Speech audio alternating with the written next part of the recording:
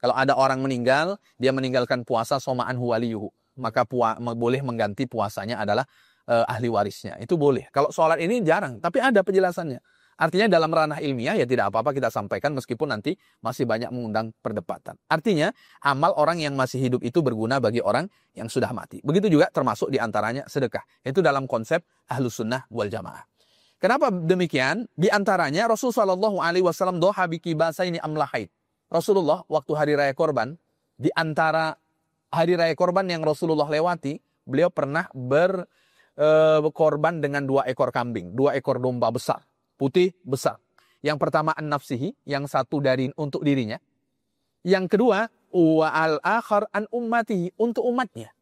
Sebanyak anak membaca Al-Quran di pondok ini kita mendapatkan pahala, sebanyak anak sholat di tempat ini kita mendapatkan pahala. Belum lagi di saat mereka menjadi ulama.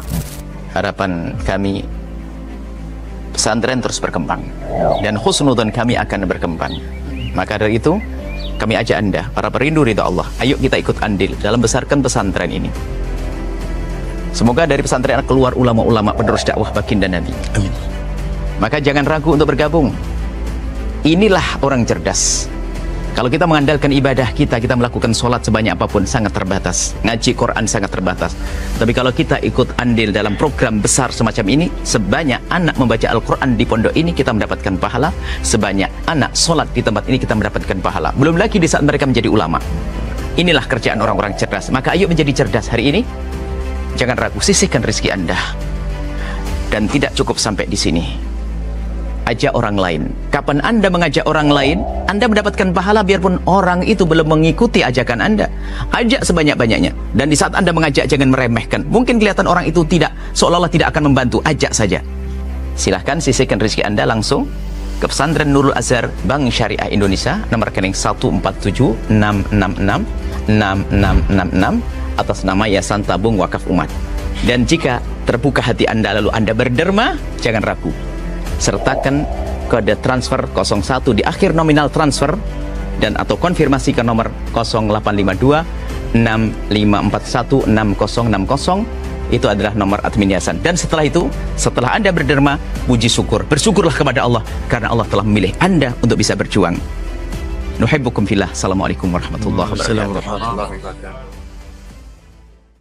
Bismillahirrahmanirrahim. Assalamualaikum warahmatullahi wabarakatuh. Waalaikumsalam warahmatullahi wabarakatuh. Alhamdulillahilladzi bi ni'matihi tatimmu shalihat wa bi fadlihi tatanazzalul khairat wal barakat wa bi taufiqihi tatahaqqaqul maqasid wal ghayat. Wassalatu wassalamu ala sayyidis sadat wa ala alihi wa sahbihi ahlut tuqa wal karamat. Subhanaka la ilma lana illa ma 'allamtana innaka antal alimul hakim. Allahumma akhrijna min zulumatil wahmi wa akrimna bi nuril fahmi wa 'allimna bi ma'rifatil ilmi waj'al akhlaqana bil hilmi waj'alna mimman yastami'una al-qawla fayattabi'una ahsanah. Amin ya rabbal alamin.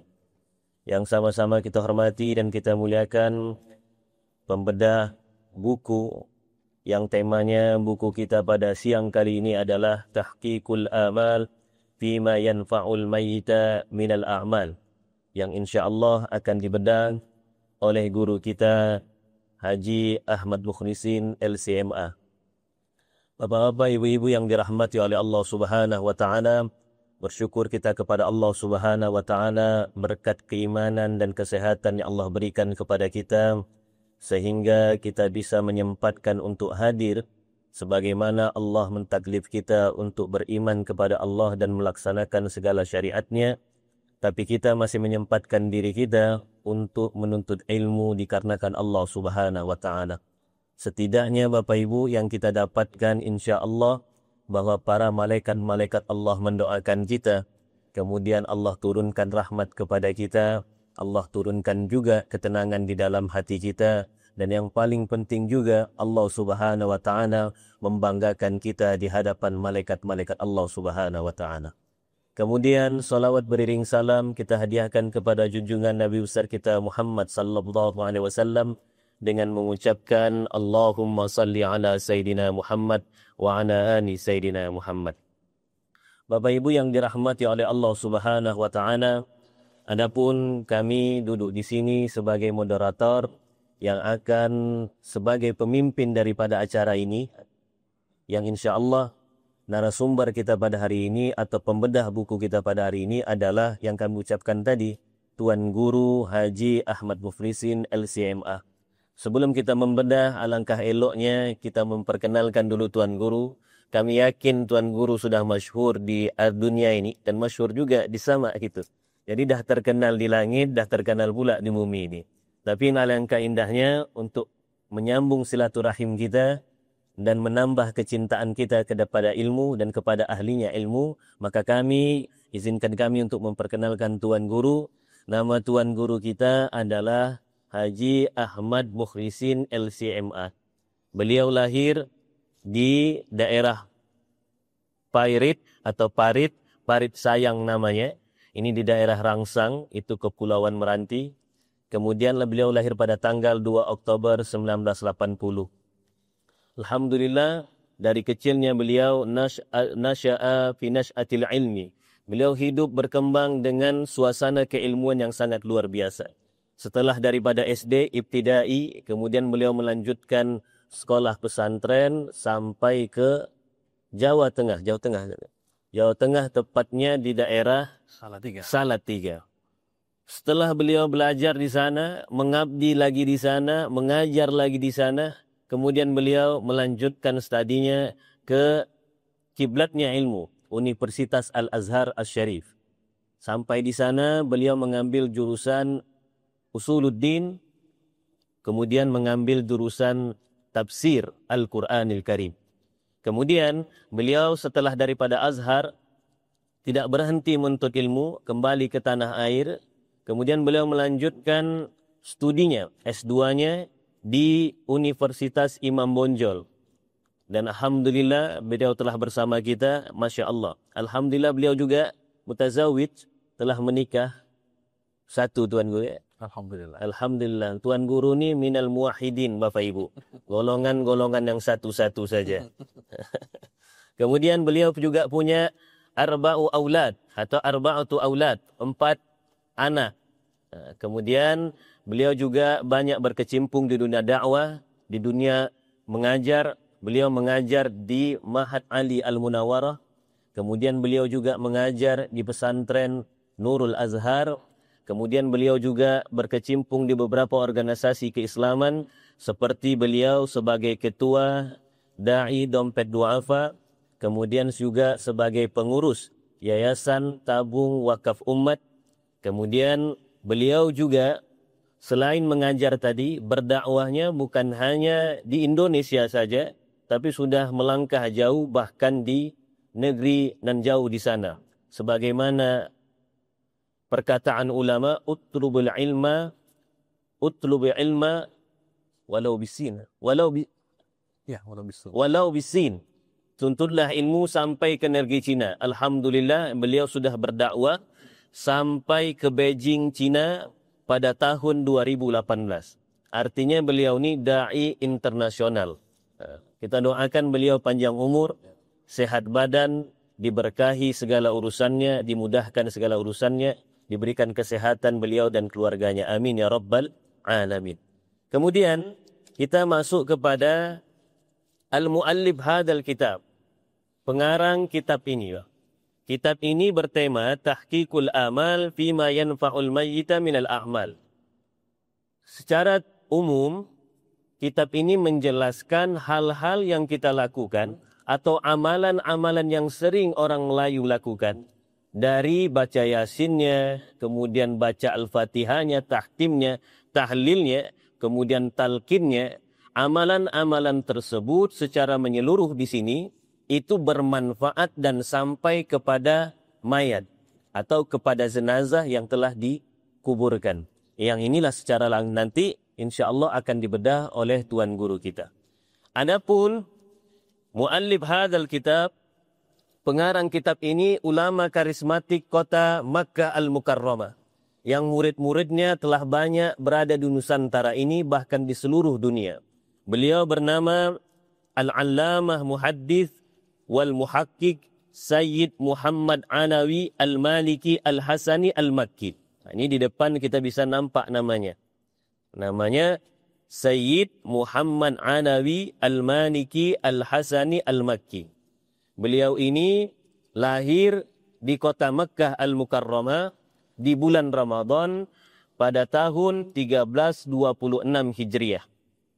Kemudian beliau juga wafat pada bulan yang sama beliau lahir, yaitu bulan Ramadan. 15 Ramadan beliau wafat pada tahun 1425 atau bertepatan dengan 2004. Pada hari Jumat, pada jam sahur beliau meninggalnya. Dan beliau meninggal itu diantar oleh ribuan, bahkan ratusan ribuan jamaah-jamaah yang berada di Masjidil Haram ketika itu, yang sampai saat ini belum ada lagi seramai ketika beliau meninggal. Begitulah Sayyid Muhammad Al-Alawi Al-Maliki.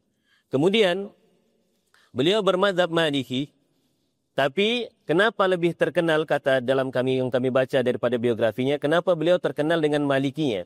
Karena datuk-datuk beliau itu pernah diberikan kekuasaan atau diberikan wewenang untuk berfatwa mazhab Maliki pada masa kerajaan Syarif Aun pada waktu itu. Jadi kakek-kakeknya ini sudah menjadi mufti mazhab Maliki sehingga anak turunannya itu menjadi bermazhab Maliki.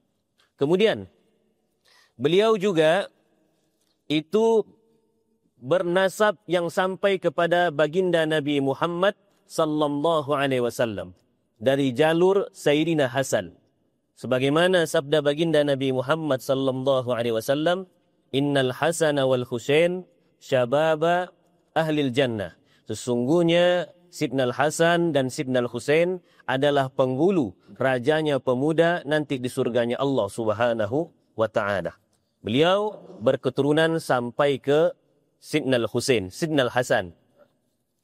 Bapak Ibu yang dirahmati oleh Allah Subhanahu wa taala, beliau ini betul-betul ulama karismatik. Dalam biografinya, beliau pernah mengasuh awal-awalnya 40 murid yang berasal semuanya daripada negeri tercinta yaitu Indonesia.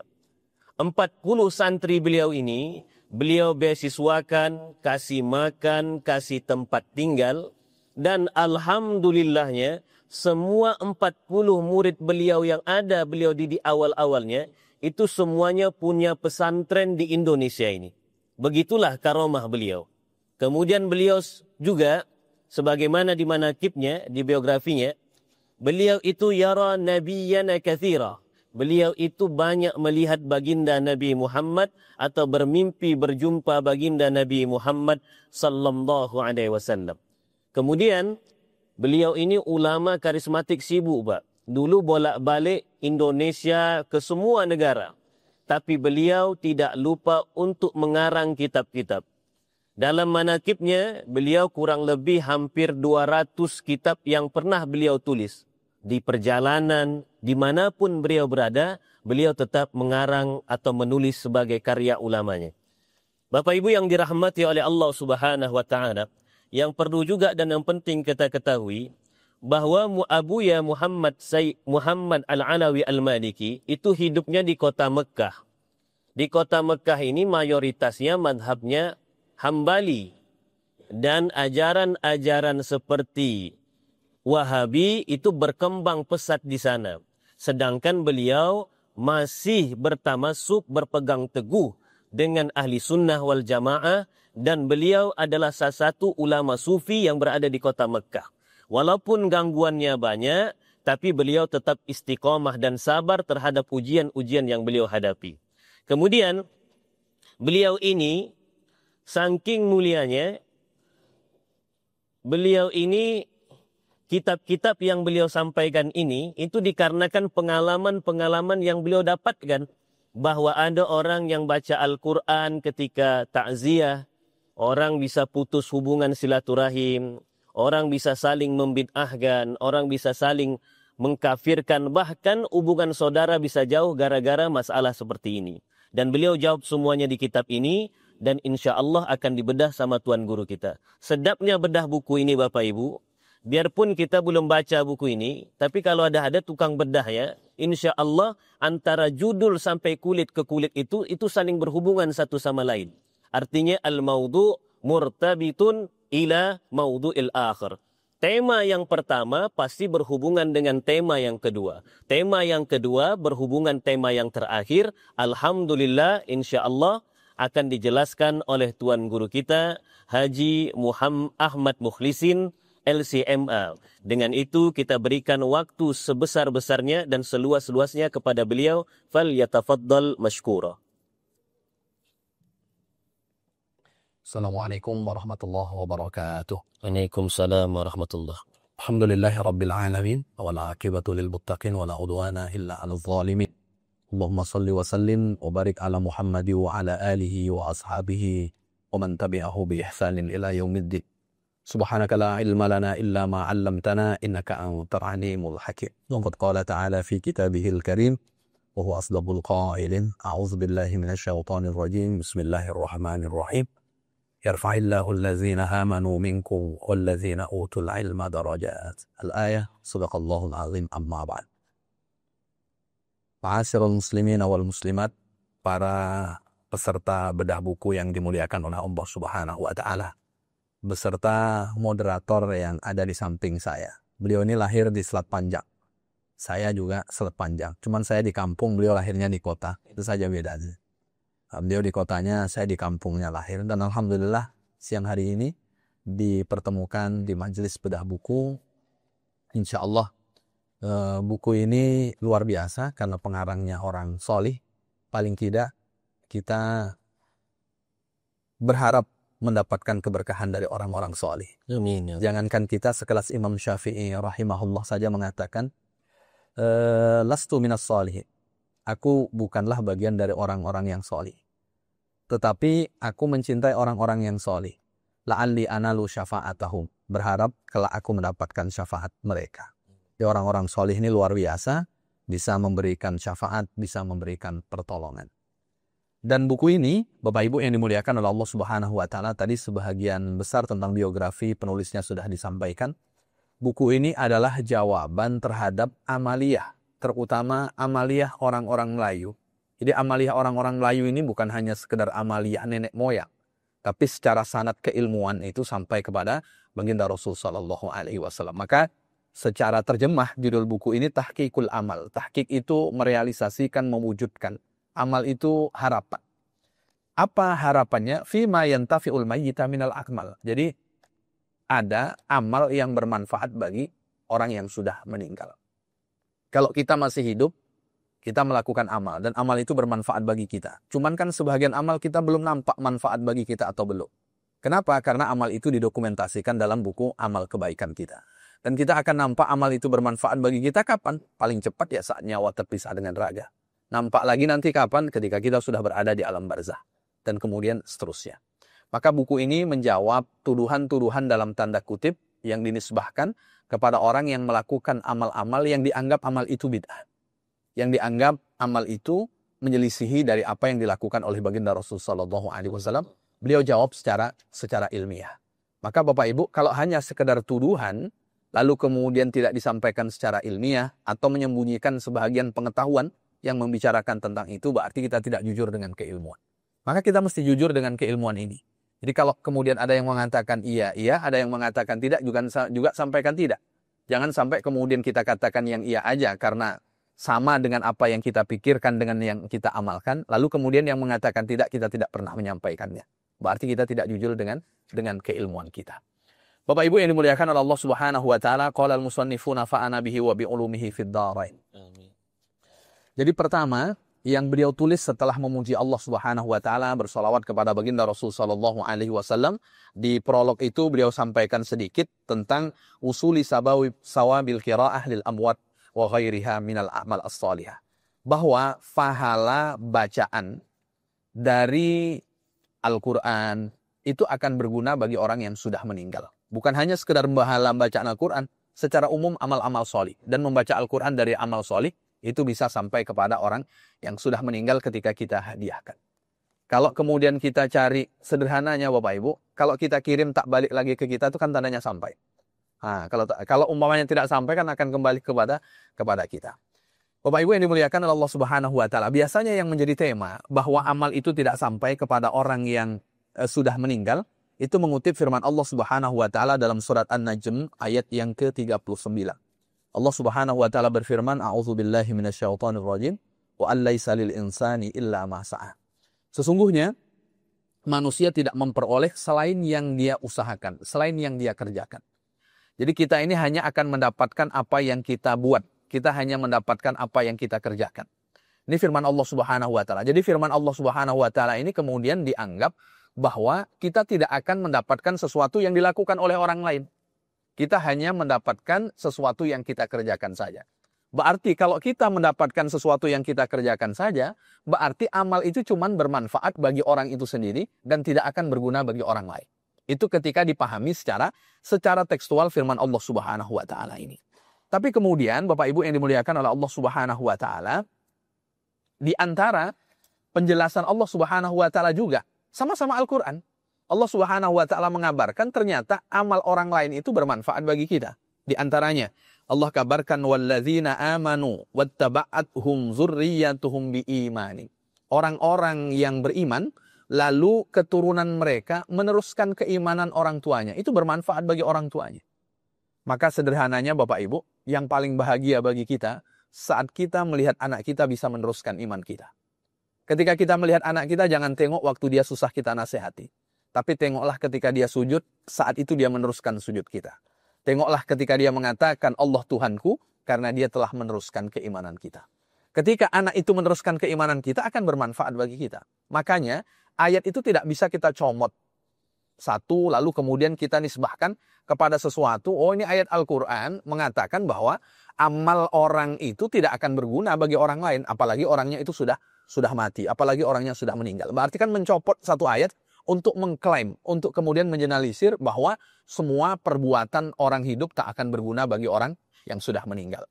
Lalu kemudian ayat yang berikutnya ini dijawab, yang dikutip oleh Said Alawi, bahwa ayat ini menjelaskan tentang ada ternyata amal yang bermanfaat bagi orang lain ketika orangnya meninggal. Bahkan beliau mengatakan bukan ini saja Bapak Ibu, ini saya tidak membacakan satu persatu. Jadi kalau saya bacakan satu persatu ini mungkin selesainya kalau dibuat kajian setahun nih nampaknya. Setahun kajian baru kemudian selesai. Lalu kemudian diantaranya bahwa amal berguna orang yang hidup kepada orang yang mati itu diantaranya sabda baginda Rasulullah SAW yang hadisnya masyhur bagi kita, idza mata banu Adam in qata amaluhu illa min salasi. Jadi kalau anak cucu Adam itu meninggal, maka ada amal orang yang masih hidup bermanfaat. Bermanfaat artinya sampai kepada orang yang sudah meninggal. Satu di antaranya apa Bapak Ibu?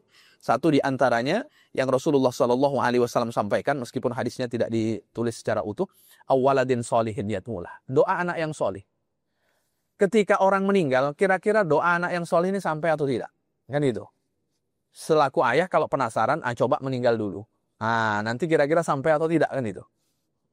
Itu sampai, bahkan kalau kita baca satu riwayat, orang tua ketika Allah berikan fasilitas di dalam surga tak sebanding lurus dengan amalnya. Dia mengadu kepada Allah, ya Allah aku tak layak dapat fasilitas ini. Tapi Allah Subhanahu wa taala jawab, bistighfari waladika laka. Engkau mendapatkan tempat ini karena istighfar anakmu untukmu kepadaku. Ini maknanya doa anak Allahumma firli wali walidayya warhamhuma kama rabbayani shaghira, itu meninggikan level derajat orang tuanya di surga Allah Subhanahu wa taala. Ini menunjukkan bahwa doa, berarti kan doa ini dari orang yang masih hidup, karena orang mati tak bisa berdoa lagi. Makanya ketika hidup ini kita berdoa.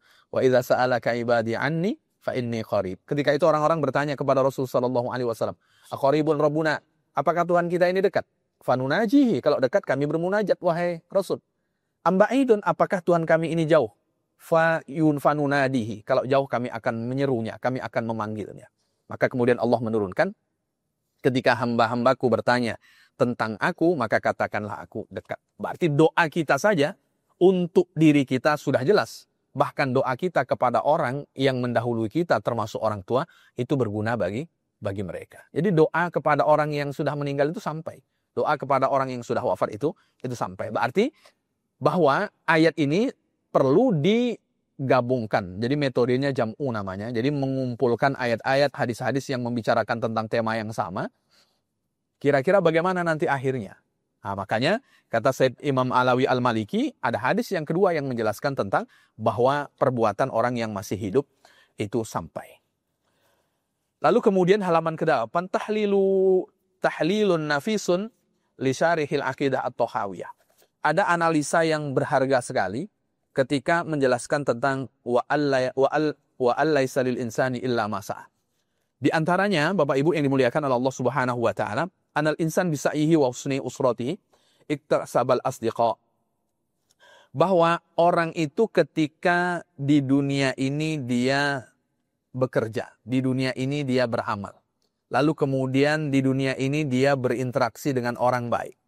Berinteraksi dengan orang baik. Kira-kira kalau orang itu mati, orang yang pernah merasakan kebaikannya, kira-kira apa efeknya Bapak Ibu? Efeknya kan dia akan mendoakan. Berarti amal kebaikan kita itu berefek bagi kita. Di hidup ada efeknya, setelah mati juga ada efeknya. Orang itu kalau baik, saat mendengarkan kabar berita meninggalnya orang itu, orang pasti akan mendoakan. Jangankan orang baik, orang jahat pun kadang masih orang mendoakan. Kalau kita dengar kabar orang yang meninggal, minimal setelah kita mengucapkan kalimat istirjah, innalillahi wa inna ilaihi raji'un, paling tidak Allahumma firlahu warhamhu. Itu kan ucap. Artinya kebaikan di dunia itu punya efek orang yang mendapatkan kebaikan itu lalu kemudian mendoakan kita. Ini menunjukkan bahwa di dunia saja ada efeknya. Apalagi kemudian saat orang sudah berada, saat ada di alam barzah. Maka oleh karena itu, bahwa Al-Quran yang kedua, lam yanfintifa ar-rajul bisa'i ghairi. Bahwa Al-Quran tidak pernah menafikan terkait dengan perbuatan seseorang berguna bagi orang lain. Contoh dalam hidup ini beginilah Bapak Ibu. Di jalan ada kayu. Saat kayu itu kita pinggirkan, kira-kira bermanfaat tidak bagi orang yang akan melewati tempat yang tadi ada kayu melintang?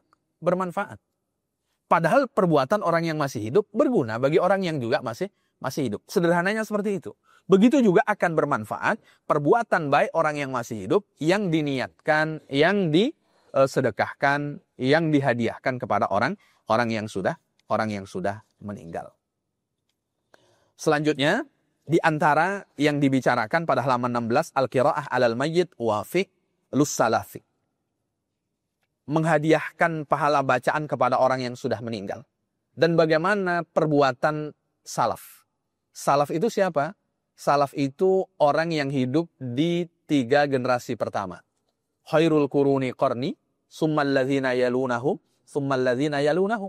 Sebaik-baik generasi-generasiku sahabat. Lalu kemudian yang mengiring sahabat itu disebut dengan tabi'in. Setelah tabi'in itu disebut dengan atba'ut tabi'in. Itu mereka disebut dengan salaf. Jadi kalau kita ingin menisbahkan siapakah salafi, orang yang hidup di 300 tahun pertama.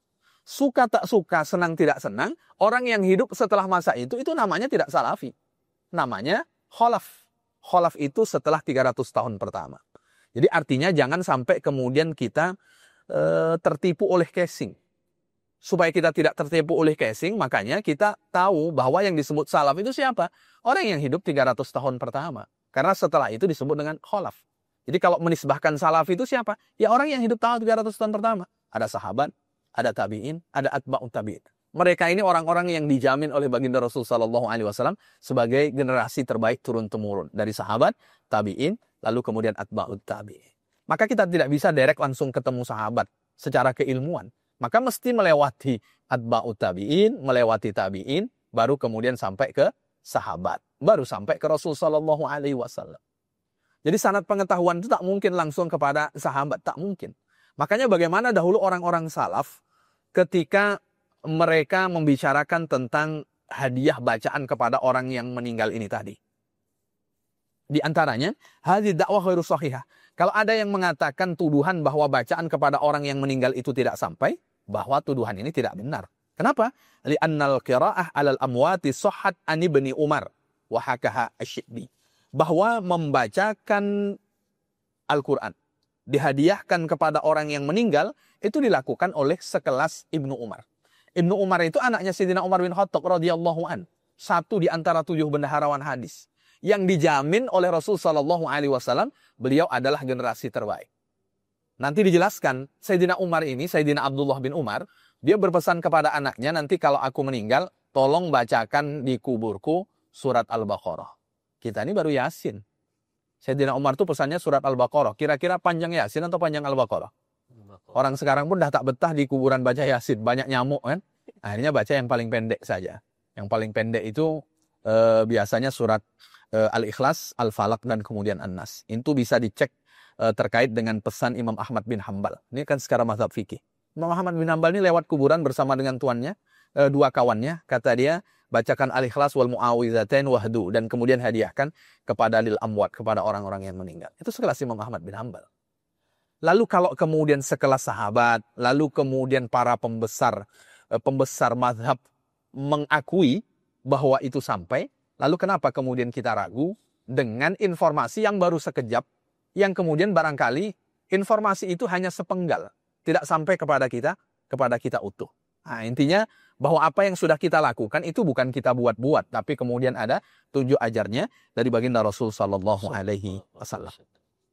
Ini diantaranya. Kalaulah seandainya kita menerima lau salima adamu fi'li salaf laha la yalzamu minhul man al-khas. Kalaulah seandainya kita menerima bahwa orang-orang salaf itu tak ada yang kemudian membacakan Al-Quran di kuburan. Kalaulah seandainya kita menerima perkataan itu, ini tidak menunjukkan mereka tidak melakukan itu lalu kemudian dilarang. Jadi sesuatu yang tidak dilakukan oleh orang dahulu, ketika kita melakukan bukan menunjukkan bahwa sesuatu itu dilarang. Contoh, jangankan kita, sekelas masa sahabat saja, sholat sunat syukur wudu ini tak pernah dibuat Rasul. Apakah ketika kemudian Sayyidina Bilal melakukannya itu dilarang? Kan jawabannya tidak. Sholat sunat tarawih 30 malam, itu kan tak pernah dibuat pada masa Rasul secara berjamaah. Yang buat pertama siapa? Sayyidina Umar radhiyallahu anhu. Berarti kan menunjukkan bahwa sesuatu yang tidak dibuat oleh Nabi, tidak dibuat oleh salaf, itu bukan menunjukkan bahwa sesuatu itu tidak boleh. Nah, itu yang perlu kemudian kita garis bawahi secara pengetahuan. Lalu kemudian kita tengok sekarang dokumentasi tek-tek mazhab terkait dengan bahwa sesuatu yang dilakukan oleh orang yang masih hidup itu bermanfaat, berguna bagi orang yang sudah meninggal. Bisa dicek di halaman 30, Tausiqu Nususi Mazhabil Hanafiyah. Ini mazhab Hanafi ini. Mazhab Hanafi ini orang yang lebih rasional. Kalau orang yang lebih rasional, ini kan berbicara mendekati yang gaib nih. Pahala sampai tidak itu kan hal yang gaib. Rasio kita sulit kita mendekatinya. Mungkin lebih mudah bagi kita mendekatinya secara keyakinan. Mazhab Hanafi yang sekelas orang yang paling lebih dominan meninggikan rasio ketika memahami sesuatu, kita bisa tengok ini, Bapak Ibu yang dimuliakan oleh Allah Subhanahu wa taala. Di antaranya Imam Allamah Al-Marghayanani di dalam pertama bab menjelaskan tentang haji bagi orang lain. Artinya ada orang melakukan ibadah haji, dia niatkan untuk orang yang sudah meninggal. Itu dijelaskan. Al-aslu fi hadzal bab annal insan lahu ayyaj'ala ayyaj'ala sawaba amalihi li ghairihi shalah aw shauman aw shadaqah aw ghairiha inda ahli sunnah wal jamaah. Apa kata beliau? Bahwa asalnya bahwa orang itu bisa menjadikan pahala amalnya dia hadiahkan kepada orang lain. Bahkan termasuk di dalamnya sholat. Ini mohon maaf yang mengkaji buku-buku fikih Syafi'i termasuk I'anatul Thalibin, itu bahwa sholat itu pun bisa kita hadiahkan kepada orang tua kita yang barangkali ada sholat yang dia tinggalkan. Tapi ini agak jarang orang membahasnya. Karena yang paling masyhur itu puasa. Kalau ada orang meninggal, dia meninggalkan puasa somaan huwaliyuhu. Maka boleh mengganti puasanya adalah ahli warisnya. Itu boleh. Kalau sholat ini jarang, tapi ada penjelasannya. Artinya dalam ranah ilmiah ya tidak apa-apa kita sampaikan meskipun nanti masih banyak mengundang perdebatan. Artinya amal orang yang masih hidup itu berguna bagi orang yang sudah mati. Begitu juga termasuk diantaranya sedekah. Itu dalam konsep Ahlus Sunnah wal Jamaah. Kenapa demikian? Di antaranya Rasulullah SAW doha biki basaini amlahaid. Rasulullah waktu hari raya korban, di antara hari raya korban yang Rasulullah lewati, beliau pernah berkorban dengan 2 ekor kambing, 2 ekor domba besar. Putih besar. Yang pertama an-nafsihi, yang satu untuk dirinya. Yang kedua wa al-akhar an ummatihi, untuk umatnya. Jadi kalau umat Rasul sallallahu alaihi wasallam tentu ahya'an wa amwata, yang masih hidup dan kemudian yang mati. Berarti kalau Rasulullah melakukan itu, dan Rasulullah ketika menyembelihkan an nafsi satu untukku, yang satu an ummati untuk umatku. Berarti itu kan pahala yang dilakukan oleh orang yang masih hidup, amalnya dilakukan oleh orang yang masih hidup, lalu kemudian hadiah itu sampai kepada orang yang sudah meninggal. Ini diantara bahwa ketika ada orang yang masih hidup mengorbankan ayahnya yang sudah meninggal, mengorbankan maknya yang sudah meninggal. Tapi bukan berarti ketika mak kita korbankan, kita tidak korban. Nah ini dia. Karena perintah berkorban ini untuk yang masih hidup terlebih dahulu. Tapi kalau kita menghadiahkan, apa yang kemudian kita lakukan kepada kedua orang tua kita, termasuk yang sudah meninggal, itu sampai. Ini di dalam teks mazhab Hanafi mengutip sabda baginda Rasulullah SAW tentang berkorban. Mazhab Maliki, halaman 34. Al-Qadhi Abul Fadl, ingat di dalam syarah Sahih Muslim, fi hadisil jaridatain, hadis tentang jaridatain. Jaridatain itu pelepah kurma yang dibelah menjadi dua. Jadi ada pelepah kurma dibelah menjadi dua yang masih basah. Itu. Inda qaulihi la'allahu yukhaffifu anhuma ma damata rutbatain.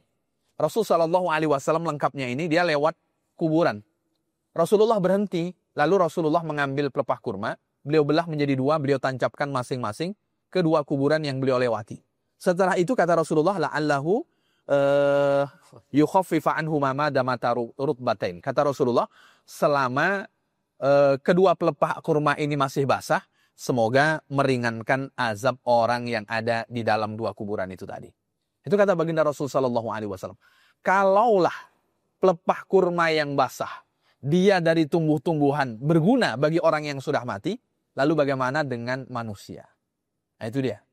Jadi kalau tumbuh-tumbuhan saja yang tidak diberi beban untuk taat kepada Allah Subhanahu wa taala sebagaimana taklif kepada manusia saja bermanfaat, lalu bagaimana dengan yang orang yang masih hidup yang menghadiahkan pahala bacaan kepada orang yang sudah meninggal. Ini secara mazhab di dalam mazhab Maliki. Sekarang berikutnya secara mazhab Syafi'i. Kata Imam Nawawi, wa yustahabbu lidzair, disunnahkan bagi orang yang ziarah kubur. Ini Bapak Ibu, orang Melayu ini biasanya ziarah kuburnya mau lebaran satu, yang kedua mau puasa. Nah, ini ziarah kubur. Sebetulnya ziarah kubur itu tak nunggu mau lebaran, tak mau nunggu mau puasa. Kalau hati kita sudah susah dengan dunia, payah ingat akhirat, nah itu ziarah kubur. Itu ziarah kubur. Mohon maaf, di Jawa kan saya 8 tahun. Bagi orang Jawa itu biasanya kalau tidak Jumat, Kamis itu ziarah kubur setiap pekan. Setiap pekan mereka ziarah kubur. Kalau kita ini karena orang Melayu mungkin ya, jadi ziarah kuburnya dia setahun sekali atau setahun dua kali. Ini ternyata ada efek samping ini menarik Bapak Ibu. Efek samping yang baik maksud saya. Karena efek samping ini biasanya kan identiknya dengan tidak baik. Saya kalau pulang ke kampung, saya selalu ngajak anak saya ziarah kubur. Yang kecil-kecil itu. Mereka belum paham. Tapi saya ajak saja. Sampai sekarang kalau balik kampung tuh, ya kapan kita ziarah ke makam atuk, ke makam nenek. Saya cuma ngajak saja. Saya tidak jelaskan alasannya, saya tidak menyampaikan sabda Nabi. Saya cuma ajak saja. Pertama saya ajak Bapak Ibu yang menarik ini, setelah kemudian saya, karena bawa anak-anak, jadi saya bacakan surat-surat pendek, lalu kemudian berdoa. Setelah selesai berdoa, saya tengok kedua anak saya ini menangis terisak-isak. Saya diamkan saya. Saat sudah keluar dari komplek pemakaman, saya tanya, kenapa nangis? Ingat nenek, katanya. Kalau ingat nenek, doakan. Karena ayahnya nanti juga akan berada di tempat yang sama. Ternyata efek luar biasa. Coba cari orang tua yang ngajak anaknya ziarah kubur itu orang tua yang mana sekarang. Kalau ngajak ke mall, saya yakin orang tua akan ngajak semuanya. Apalagi menjelang lebaran ini. Tapi orang tua yang ngajak ziarah kubur ini jarang sekali. Jarang sekali. Padahal satu di antara manfaatnya itu luar biasa. Luar biasa itu. Apalagi anak yang masih kecil, yang masih bersih. Ini kan luar biasa. Nah, makanya ya diajak saja. Tapi ngajak, banyak orang ziarah kubur itu untuk selfie. Nah, kalau udah foto di ziarah kubur, nanti sebentar lagi upload tuh di media sosial. Ya. Padahal ziarah kubur itu tujuannya tuzakirul akhirah, mengingat kita akhirat, mengingat kita mati. Maka kata Imam Nawawi, ya disunahkan bagi orang yang ziarah kubur ayyusallima alal maqabir wal yad'u liman yazuruhu. Pertama ucapkan salam. Tapi kalau salam kepada ahli kubur itu ya jangan ditunggu jawabannya. Nah, kalau mau tunggu jawabannya datangnya dini hari, kan mungkin ada yang jawab itu. Kalau ke rumah baru kita tunggu jawabannya. Nah, jadi ada ucapan salam. Lalu kemudian mendoakan. Jadi mendoakan. Wali jami'i ahlil maqbarah. Bahwa doa itu bukan hanya kepada orang yang kita ziarahi. Tapi kepada semua orang yang ada di pemakaman itu. Semua yang ada di pemakaman itu. Ini di dalam mazhab Syafi'i. Wal afdal ayyakuna salam wa du'a mimma thabata fil hadis. Seyogyanya salamnya, salam yang ada di dalam penjelasan hadis. Bagaimana ketika kita ziarah kubur, bagaimana salamnya. Bagaimana kemudian juga doanya. Wa yustahabu ayyaqra'a minal Qur'an ma yatayassar.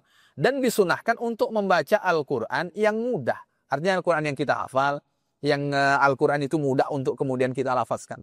Seperti itu. Berarti yang kita lakukan, yang mengakomodir apa yang kita lakukan itu sudah dijelaskan oleh Imam Nawawi. Jadi ulama-ulama kita dahulu kenapa tidak melarang orang ziarah kubur? Karena memang secara ahli sunnah wal jamaah tidak dilarang, bahkan itu dianjurkan membaca Al-Quran.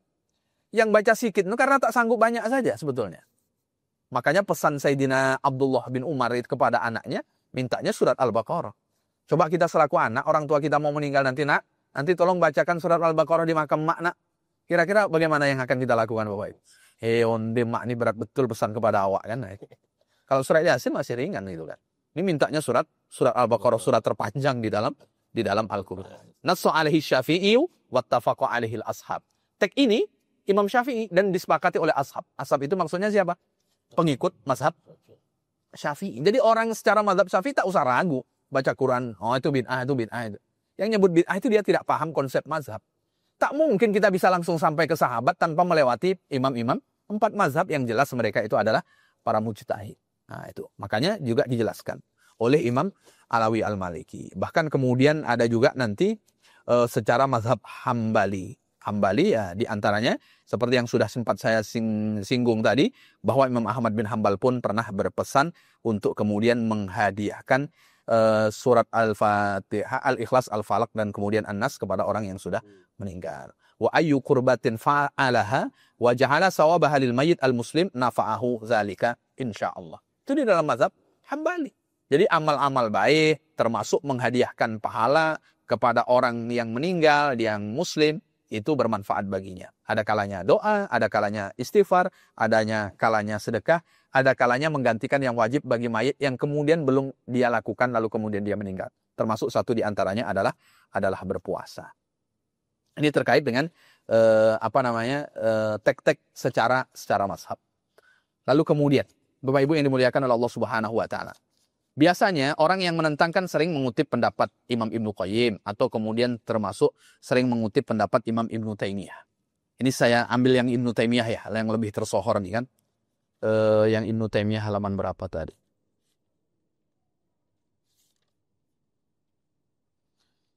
Halaman 53. Tahqiq Syekh Ibnu Taimiyah fil Maudhu'. Jadi tahqiq Imam Ibnu Taimiyah terkait dengan bab ini, apa kata terkait dengan ini? Jadi berkata Taqiyuddin Abul Abbas Ahmad bin Taimiyah, "Man i'taqada annal insan la yantafi'u illa bi amali faqad harraqal ijma'." Jadi kalau ada orang yang meyakini bahwa seseorang apa yang dia lakukan, apa amalnya tidak berguna bagi orang lain, berarti dia telah menyelisihi kesepakatan. Khawariqul adah itu orang yang berbeda. Orang itu puasanya siang, dia malam puasa. Itu kan aneh namanya kan? Aneh namanya. Jadi kata imam sekelas Imam Ibnu Taimiyah saja, yang sering dijadikan rujukan oleh kawan-kawan Wahabi itu, ini sudah disebutkan bahwa sekelas Imam Ibnu Taimiyah yang mengatakan tidak, berarti mereka menyelisih imam. Wadzalika batilun min wujuhin katsirah. Dan pernyataannya itu batil dari banyak sisi, kata beliau. Dan beliau memandangnya tidak dari satu sisi, banyak sisi. Contoh diantaranya kata beliau, adal insana yantafi'u bi du'a'i ghairihi wa wantifa' bi amalil ghair. Kalau doa orang bermanfaat bagi orang yang lain, itu kan tandanya perbuatan orang bermanfaat bagi orang yang lain, baik hidup atau kemudian mati. Itu kata beliau. Anna Nabiya sallallahu alaihi wasallam yasfa'u li ahli al-mauqif fil hisab, li ahli al-jannah. Rasul sallallahu alaihi wasallam nanti di padang mahsyar akan memberikan syafaat. Berarti syafaatnya Rasul yang diberikan kepada siapa? Kepada orang. Itu kan menunjukkan sampai. Dan yang melakukan adalah baginda Rasul sallallahu alaihi wasallam. Ini di antara beberapa komentar Imam Ibnu Taimiyah. Dan ini kan masih panjang sekali Bapak Ibu. Sementara jatah waktu kita ini cuma sampai jam 3. Jam 3. Saya ambil di penutup sajalah. Nanti mohon maaf kalau tidak dari kulit ke kulit saya bisa menyampaikan semuanya. Karena di penutup ini menarik juga Bapak Ibu yang dimuliakan oleh Allah Subhanahu wa taala. Penutup ini hampir 1/4 dari buku yang ditulis oleh Imam Said Alawi Al-Maliki. Penutup.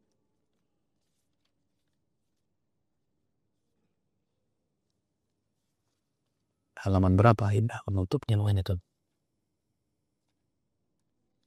Al-Khatimah. Ini. Al-Khatimah halaman 127. Di Khatimah itu tujuannya kepada siapa? Tujuannya kepada orang yang masih hidup.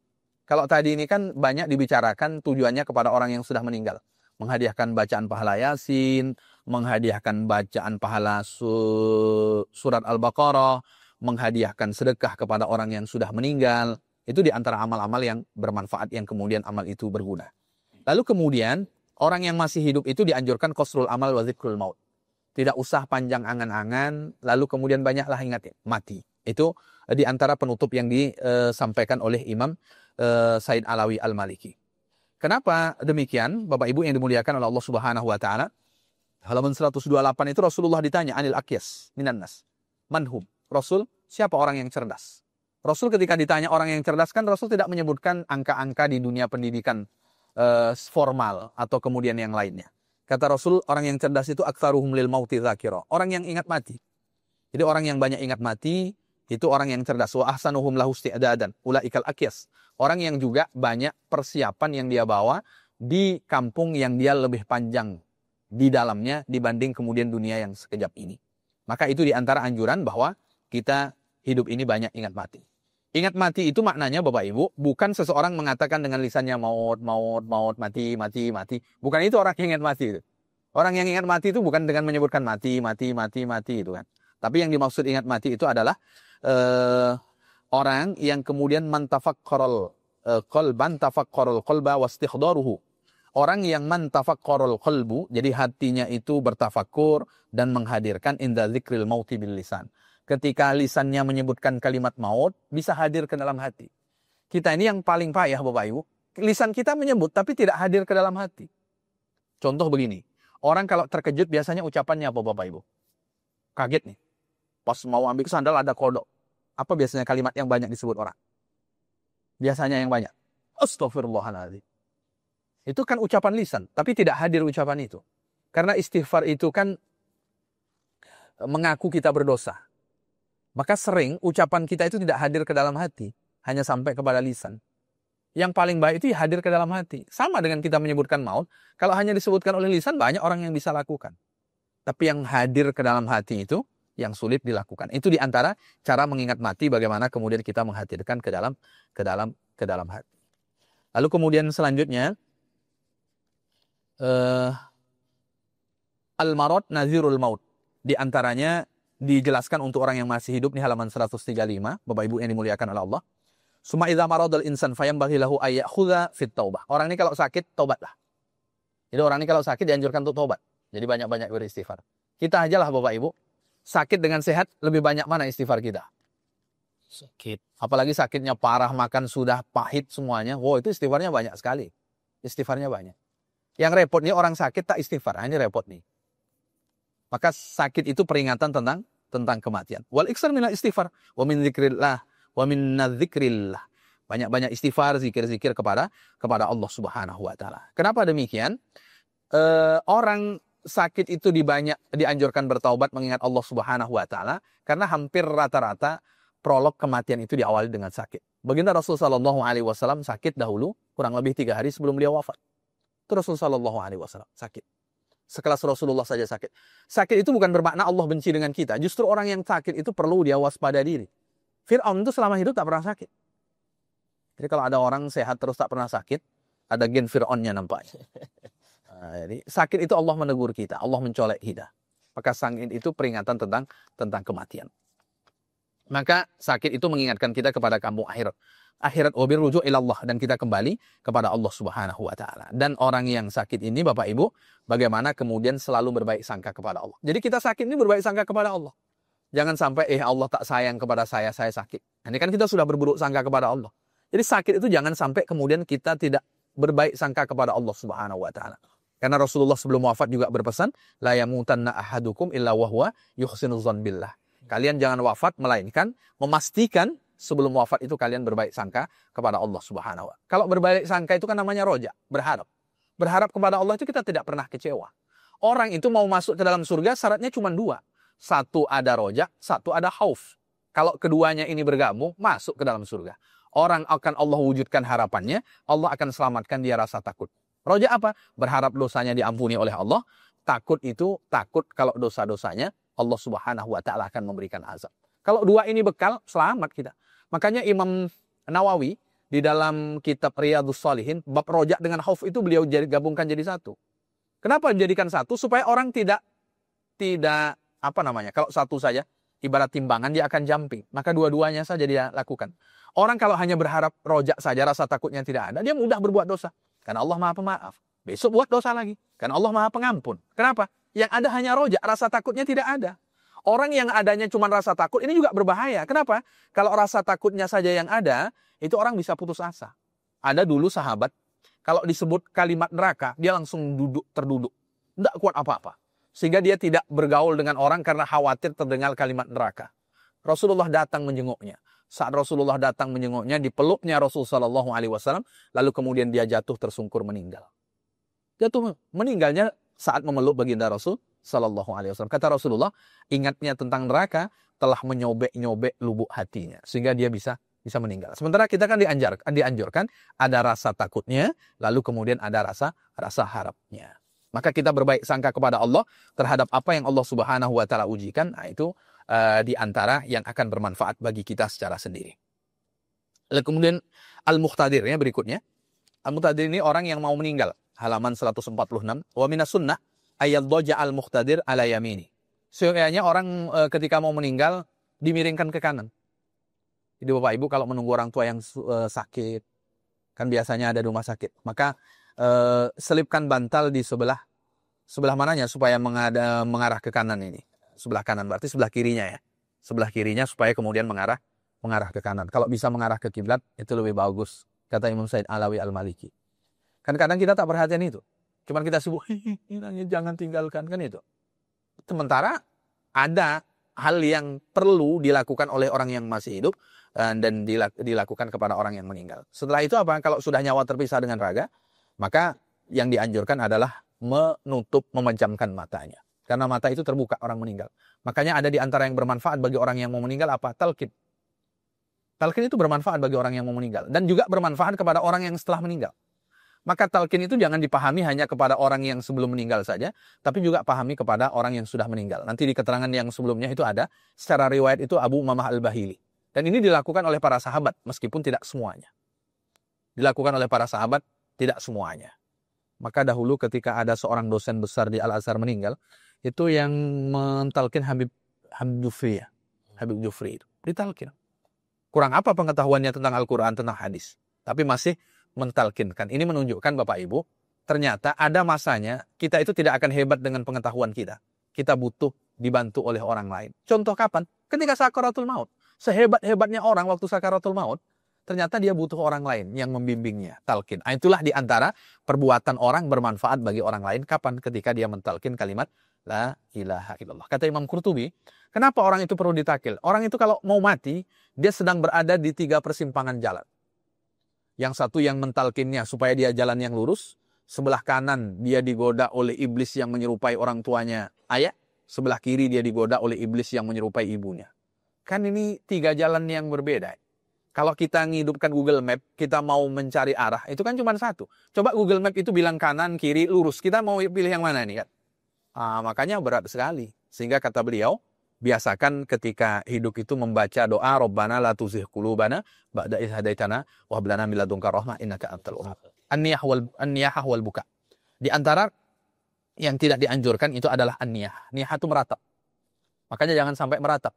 Ketika keluarga kita meninggal, kita menangis dengan meratap itu berbeda. Menangis itu ya normalnya menangis. Meratap itu biasanya diiringi dengan menjambak-jambak rambut, merobek-robek barang, itu niyahah biasanya. Niyahah itu tidak diperkenankan. Kalau kemudian buka, menangis secara biasa itu diperkenankan. Diperkenankan. Nanti pun, meskipun ini nanti banyak agak diperselisihkan juga. Tapi Rasulullah SAW kan ketika meninggal putra beliau, terlihat oleh Sayyidina Abdurrahman bin Auf, Rasulullah menangis. Kata Sayyidina Abdurrahman bin Auf, anta tabki ya Rasulullah. Rasul, engkau juga menangis. Apa jawaban Rasulullah SAW? Innal aina tadmu wal qalba yahzuni. Sungguh mata ini meneteskan airnya, hati ini amat bersedih. Walakin la aqulu illa bima yardha rabbuna. Tapi mulut ini tidak akan berkata kecuali kalimat yang diridhoi oleh Tuhan kami. Maknanya kalau kita mengeluarkan kalimat yang Allah tidak ridho, itu disebut dengan niyaha. Itu disebut dengan meratap. Lalu kemudian berharap mati. Bapak Ibu, kita ini berharap jumpa Lebaran atau berharap mati di Ramadan? Kita ini berharap jumpa Lebaran atau berharap mati di Ramadan? THR aja belum cair, Pak Ustaz, masa iya mati? Gitu kan. Kita tidak berkenankan berharap mati. Meskipun kita susah, meskipun kita payah, meskipun THR tak keluar, jangan berharap mati. Ya Allah, mati sajalah daripada THR tak keluar, ya Allah. Tak diperkenankan. Fa'iyakun mutamanian. Kalaulah seandainya berharap, maka pilihannya harus minta hidup dulu. Maka doa yang Rasulullah ajarkan, Allahumma ahini makanatil hayatu khairan li, wa tawaffani idza kanatil wafatu khairan li. Itu halaman 148. Ini bisa dijadikan doa yang sedang susah-susah, terutama THR-nya yang tak cair ini. Ah, ini dia. Ya Allah, panjangkan hidupku jika panjang hidup ini menambah kebaikan bagiku, dan wafatkanlah aku jika wafat itu lebih baik bagiku. Supaya kita tidak termasuk orang-orang yang putus asa tentang kehidupan. Ini diantara sekelumit yang bisa saya bacakan, yang bisa saya sampaikan pada kesempatan siang menjelang sore hari ini terkait dengan buku karya Sayyid Muhammad bin Alawi Al-Maliki Al-Hasani yang berjudul Tahqiqul Amal Fima Yanfa'ul Mayyita Minal A'mal. Barangkali demikian, kalau kita kembalikan kepada moderator. Allahu a'lam. Alhamdulillahirabbil alamin. Terima kasih Tuan Guru, Masya Allah, begitu lengkap, luar biasa, dan insya Allah bisa dipahami sama Bapak Ibu semuanya serta adik-adik yang baru datang. Kemudian mungkin kami ringkas terlebih dahulu bahwa pembahasan di sini sangat luar biasa. Pertama, bahwa di dalam kitab ini beliau tadi menyampaikan bahwa tema kitab ini adalah merealisasikan harapan-harapan amalan yang sangat bermanfaat bagi seorang mayit, bagi mayit.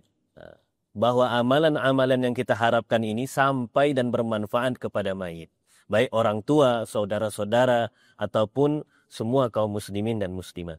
Kemudian, di dalam menyampaikan ilmu itu harus jujur, apa adanya, ilmiah, sesuai dengan apa yang ada. Ini yang pesan beliau tadi, yang ini harus kita jadikan sandaran kehidupan kita. Apapun yang kita temukan, baik itu tidak enak ataupun enak, sampaikan, karena ini adalah amanah daripada keilmuan. Kemudian, di awal kitab beliau menjelaskan ada suatu ayat wa an laisa lil insani illa ma sa'a. Artinya manusia itu akan mendapatkan sesuai dengan apa yang dia usahakan. Tapi kata beliau tadi, kata Tuan Guru, bahwa jangan cepat mencomot suatu ayat kemudian menafsirkan, mengeneralisasikan hukumnya untuk semuanya. Padahal tidak seperti itu. Yang dipakai metodenya adalah al-jam'u. Kumpulkan dalil-dalil dulu, apa saja yang berhubungan dengan ini, baru diambil kesimpulannya. Bahwa di dalil yang lain, bahwa ada juga orang-orang yang beriman, kemudian keturunannya mengikuti beriman juga. Bapak agama Islam dan harapan kita, anak-anak cucu kita juga beriman sama kita. Ini bermanfaat juga bagi orang tua nanti. Kemudian ada juga hadis, yang mana hadis ini masyhur, idza mata ibnu Adam in qata amalu illa min thalathin. Ini yang sampaikan beliau. Kalau ada anak cucu Adam, maka terputus amalnya kecuali yang 3. Salah satu yang beliau sampaikan tadi adalah anak yang soleh. Kenapa anak yang soleh bisa mengalirkan pahalanya kepada orang tua yang telah tiada? Berarti amalan-amalan orang lain itu sangat bermanfaat dan sampai kepada seorang jenazah. Kemudian beliau masuk ke tema selanjutnya, yaitu qiraatu 'alal mayyit wa fi'lus salaf. Bagaimana bacaan Al-Quran terhadap jenazah, apakah sampai apa tidak, dan bagaimana perbuatan ulama salaf. Beliau garis bawahi dulu, salaf itu apa? Salaf ini adalah yang hidup pada abad 3 pertama. Khairul quruni qarni, thumma alladhi yalunahu, thumma alladhi yalunahu. 303 abad yang pertama, zaman Nabi Muhammad, kemudian zaman Nabi Muhammad diikuti sahabat, sahabat diikuti tabi'in, tabi'un diikuti atba'ut tabi'in. Inilah 300 abad pertama. Kemudian beliau menjelaskan bahwa ulama-ulama yang kita akui salaf itu mengerjakan sebagaimana Ibnu Umar tadi, bahwa Ibnu Umar kalau mau meninggal diwasiatkan kepada anaknya supaya membacakan surat Al-Baqarah, Al-Baqarah. Ini mungkin dah sampaikan Bapak tadi. Kemudian Imam Ahmad bin Hambal juga melakukan seperti itu. Imam Ahmad bin Hambal itu bilang, bacalah Al-Quran, baca Al-Fatihah, baca Qul Huwallah, Al-Ikhlas, dan ayat-ayat selainnya itu sampai. Kemudian beliau menjelaskan bagaimana madhab-madhab dalam fikih. Apakah mereka menentang semuanya atau membolehkan. Bahkan dokumentasi rujukan-rujukan semua ulama madhab, ini kami ringkas saja, bahwa semua amalan-amalan tersebut, amalan yang baik yang dihadiahkan kepada jenazah atau mayit, itu sampai dan bermanfaat kepada seorang mayit. Bahkan dalam kitab ini disampaikan guru tadi, biasanya orang-orang yang membid'ahkan dan melarang ini Pak, itu biasanya pakai ulamanya dalilnya Ibnu Taimiyah satu, yang kedua Ibnul Qayyim Jauzi satu. Tetapi di dalam kitab ini yang disampaikan oleh guru kita tadi, bahwa Syekh Sayyid Muhammad Alawi Al-Maliki pakai dua ulama tadi, dan ulama itu membolehkan bahkan bacaan Al-Quran kita bermanfaat. Bahkan Ibnu Taimiyah yang beliau kutip tadi, ini kami hitung tapi dijawab tadi dua saja. Yang kami hitung jawaban Ibnu Taimiyah itu 21. Alasannya bahwa semua amalan ini terkhusus baca Quran tadi itu sampai kepada seorang jenazah. Kemudian setelah beliau menyampaikan tadi, beliau mengambil tentang yang penutupnya tadi. Penutup ini secara garis umumnya supaya kita ini husnul khatimah dan jauh daripada su'ul khatimah. Bagaimana caranya? Tak usah panjang angan-angan. Nah inilah, nah itulah, terjadi Superman lah, jadi Batman lah, tak usahlah panjang angan-angan. Yang paling penting banyak mengingat mati. Sebagaimana yang disampaikan beliau berdasarkan hadis baginda Nabi Muhammad sallallahu alaihi wasallam, bima ma'nahu, siapa mukmin yang terbaik tadi? Siapa mukmin yang cerdas tadi? Rasulullah sallallahu alaihi wasallam menjawab, yang paling banyak mengingat mati dan persiapan bekal untuk menghadap kematian. Kemudian beliau menjelaskan, ketika kita nanti sakit, itu banyak-banyaklah taubat. Karena Allah sayang sama kita. Kemudian istighfar, kemudian zikir. Bisa jadi, kata beliau, ketika kita sakit, itu pula petanda kita nak mati lagi. Nah, ini tandanya nabi-nabi kita ini sebelum meninggal, itu sakit dulu. Bisa jadi kalau kita sakit, maka siap-siaplah untuk berzikir. Biasanya itu muqaddimah sebelum menghadap kematian. Kemudian, ketika kita dalam keadaan seperti itu, maka harus ada di dalam tubuh kita, jiwa kita ini Bapak Ibu, ar-raja wal khauf. Ini harus seimbang. Raja itu harapan, khauf itu takut. Maka tak boleh takut betul, tak boleh berharap betul. Kalau raja pede betul nanti. Macam punya awak surga ni. Kalau khauf, awak tak ngapa-ngapa nanti. Menunggan je mati. Neraka. Payah juga beramal. Jadi kita harus seimbang antara harapan dan takut kepada Allah. Ini mesti seimbang sebagaimana yang termaktub di dalam kitab Riyadhus Shalihin, kata beliau tadi. Kemudian, ketika ada namanya muhtadir. Ada namanya muhtadir itu kurang lebih ada sakaratul maut. Maka seeloknya ketika kita dalam keadaan sakit keras atau dah sakaratul maut, dihadapkan sebelah kanan dan menghadap kiblat. Dan ketika kita tadi, begitulah beliau bilang tadi, kita ni tak punya kemampuan, Pak. Ketika dah sakaratul maut dah meninggal aja, tak bisa kita tutup kelopak mata kita lagi, maka tutuplah kelopak mata orang yang telah meninggal tadi. Kemudian beliau menyampaikan juga nasihat-nasihatnya supaya tidak niyahah. Niyah ini meratap. Sedih boleh, sebagaimana Nabi Muhammad tadi, putranya Ibrahim, nama anak Nabi Muhammad itu Ibrahim, meninggal, kemudian Nabi Muhammad bersedih. Sebagaimana yang disampaikan beliau tadi, memang mata ini tak bisa ditahan, hati ini memang sedih, tapi mulut ini selalu mengucapkan zikir sesuai yang diridhoi oleh Allah Subhanahu wa taala. Kemudian yang terakhir, jangan meratap tadi, jangan pukul-pukul, jangan empas kepala, jangan apa gini-gini.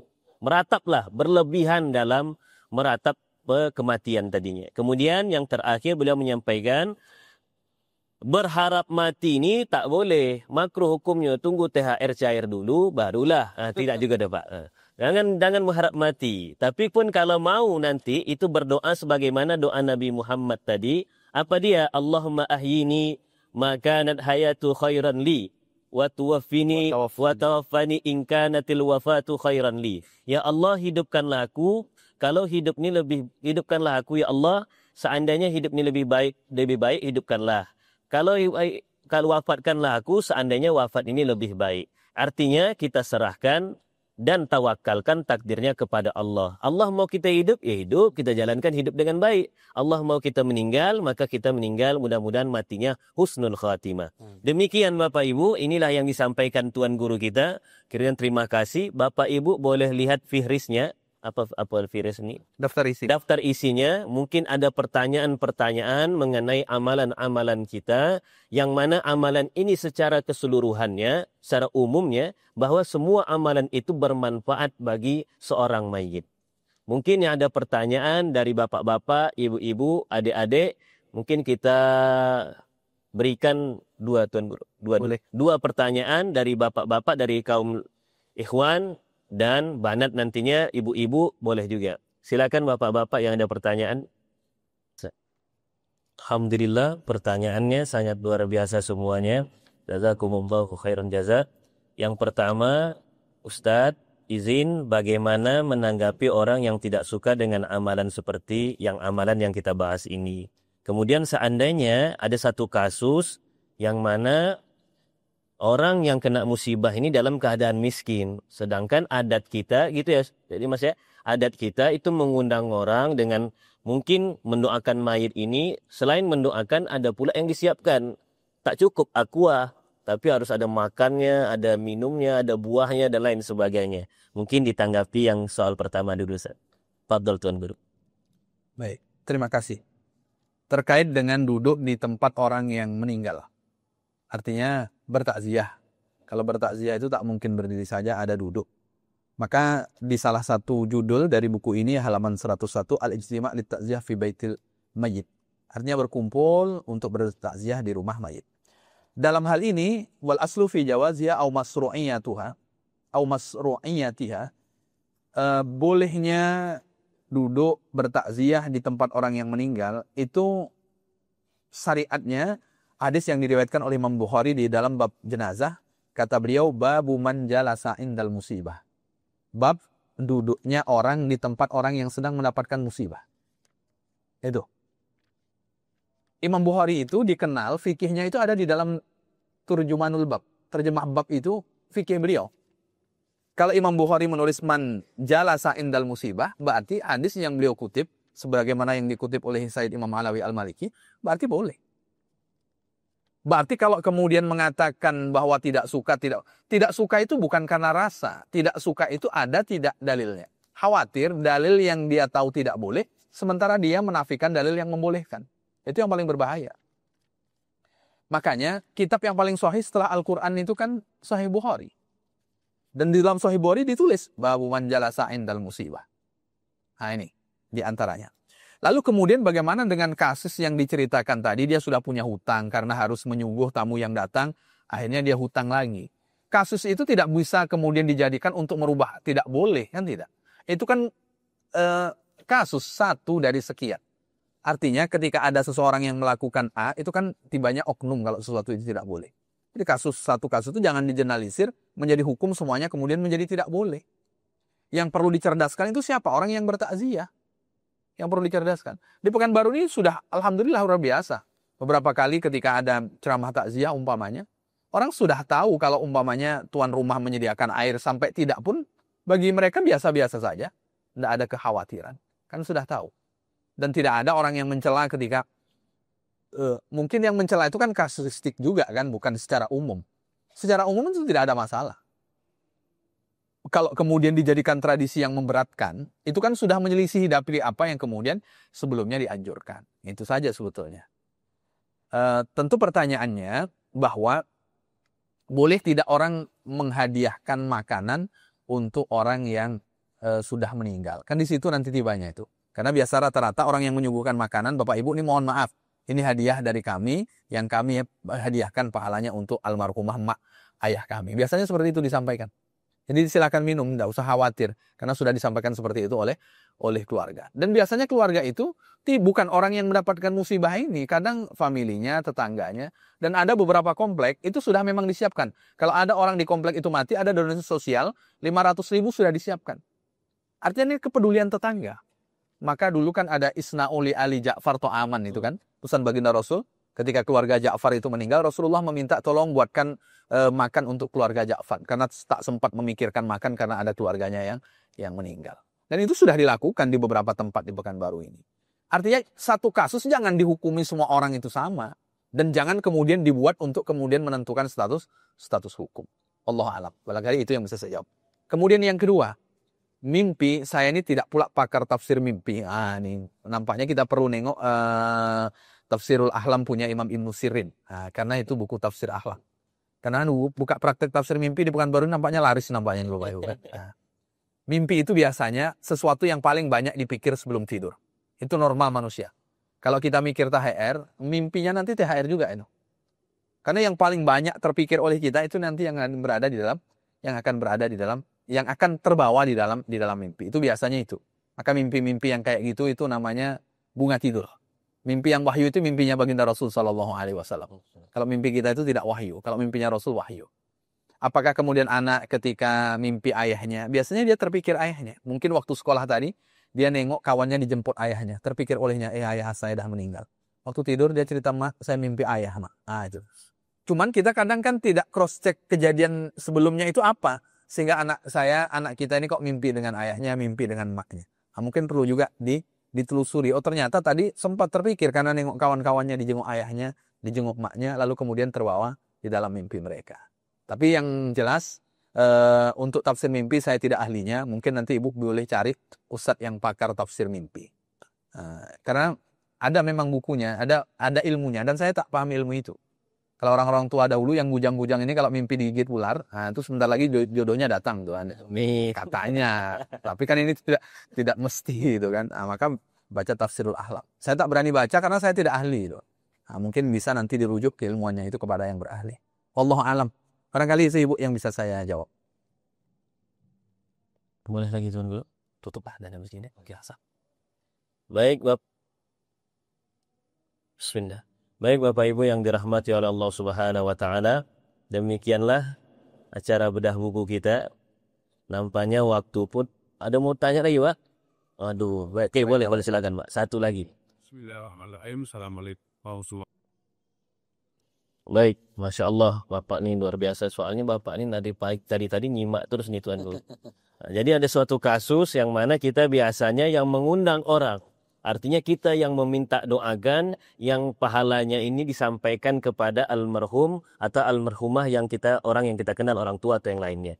Bagaimana pendapat Tuan Guru terhadap kalau kita yang minta ke orang-orang, atau mungkin pada suatu kasus ada yang kita mengundang anak-anak yatim untuk menghatamkan Quran di tempat kita, yang hadiahnya juga kita kirim, minta-minta kepada mereka sebagai anak yang mulia, yang disayangi Rasulullah, untuk memintakan doakan supaya dihadiahkan pahalanya untuk almarhum atau almarhumah. Silakan Tuan, tepatlah. Bismillahirrahmanirrahim. Meskipun kasusnya tidak sama, banyak sahabat yang minta didoakan Rasul. Artinya minta didoakan kepada yang lebih baik. Itu sah-sah saja. Contoh ketika Rasulullah cerita tentang 70 orang masuk ke dalam surga dengan tanpa hisab, kata Ukasah, Rasul doakan aku juga. Kata Rasulullah, anta minhum, engkau satu di antara 70.000 orang itu. Datang orang berikutnya, saya doakan juga Rasul. Sabakoka Ukasah. Engkau sudah didahului oleh Ukasah. Jadi tidak semuanya langsung kemudian dapat rekom dari Rasul Sallallahu Alaihi Wasallam masuk ke dalam surga dengan tanpa hisab. Ini kan minta. Minta, artinya minta didoakan. Kan kasusnya ada pada masa Rasul Sallallahu Alaihi Wasallam. Jadi minta doa kepada orang yang soleh itu sah-sah saja. Kita nih Bapak Ibu, kadang kan kita tidak tahu doa siapa dari doa yang dipanjatkan itu dikabulkan oleh Allah Subhanahu Wa Taala. Maka kita minta orang. Barangkali di antara yang kita minta mendoakan orang tua kita itu ada orang yang tulus. Biasanya orang-orang yang tulus ini Bapak Ibu di dalam doa orang miskin. Orang sholat duha, orang kaya dengan miskin kira-kira tulus mana ketika meminta? Tulus orang yang miskin. Makanya kenapa kadang kita perlu minta doa kepada orang susah. Bahkan asnafuz zakat yang 8 itu kalau dia menerima zakat, apa yang dianjurkan? Washolli alaihim inna sholataka sakanul lahu. Jadi kalau kita sudah menerima bantuan apapun, doakan karena doa kita itu menenangkan kepada orang yang telah membantu kita. Itu secara psikis. Orang itu didoakan ada ketenangan. Itu kan padahal cuman dibantu, belum tentu solihnya. Apalagi kemudian yang mendoakan itu adalah orang yang baik. Banyak sahabat-sahabat minta anaknya didoakan Rasul. sahabat-sahabat itu sudah baik.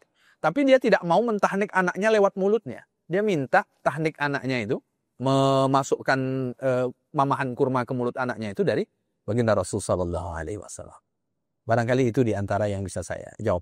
Allahu a'lam. Baik, Bapak Ibu yang dirahmati oleh Allah Subhanahu wa taala, pada bedah buku siang kali ini menarik sekali dan mungkin masih banyak pertanyaan-pertanyaan.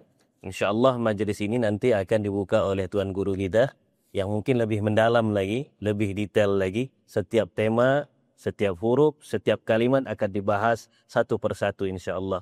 Jadi mungkin pertanyaan Bapak tadi mungkin sudah dijawab juga di kitab ini, bahwa setiap orang itu ya dia terserah dia mau bagi ke orang. Kalau Bapak minta dia bagi, ini amalan yang kita punya itu sebenarnya bisa kita bagikan. Salah satu tafsirnya bisa kita bagi untuk kita sendiri atau kita hadiahkan.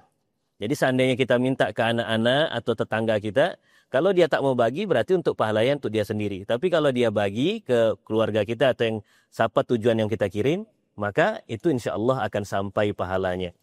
Untuk tema sekarang ini, untuk penutup sekarang ini, kita pakai tahqiqul amal. Tak usah ragu lagi pahala sampai atau tidak. Beliau sudah menyampaikan, ulama karismatik telah menyampaikan bahwa pasti sampai amalan-amalan yang dibuat oleh ulama kita, orang tua kita, amalan ini sampai dan bermanfaat bagi mayit. Terkhusus lagi di bulan puasa ini. Mudah-mudahan keluarga kita yang telah mendahului kita selamat daripada api neraka. Utaqa'u minan nar. Amin ya rabbal alamin. Bapak Ibu yang dirahmati oleh Allah Subhanahu wa taala, kita ucapkan beribu-ribu terima kasih kepada Tuan Guru. Mudah-mudahan ilmu ini bermanfaat dan mudah-mudahan bisa kami amalkan, penerus-penerus kami sampai ke anak cucu kami nantinya. Amin ya rabbal alamin. Dan ilmu yang diajarkan ini juga bermanfaat nantinya untuk Tuan Guru sampai akhir hayatnya. Amin ya rabbal alamin. Demikian Bapak Ibu, mudah-mudahan ini bermanfaat. Kita tutup dengan doa kafaratul majlis. Subhanakallahumma bihamdika asyhadu an la ilaha illa anta astaghfiruka wa atubu ilaik. Salamullah. Assalamualaikum warahmatullahi wabarakatuh. Kami berikan kepada Bapak Protokol.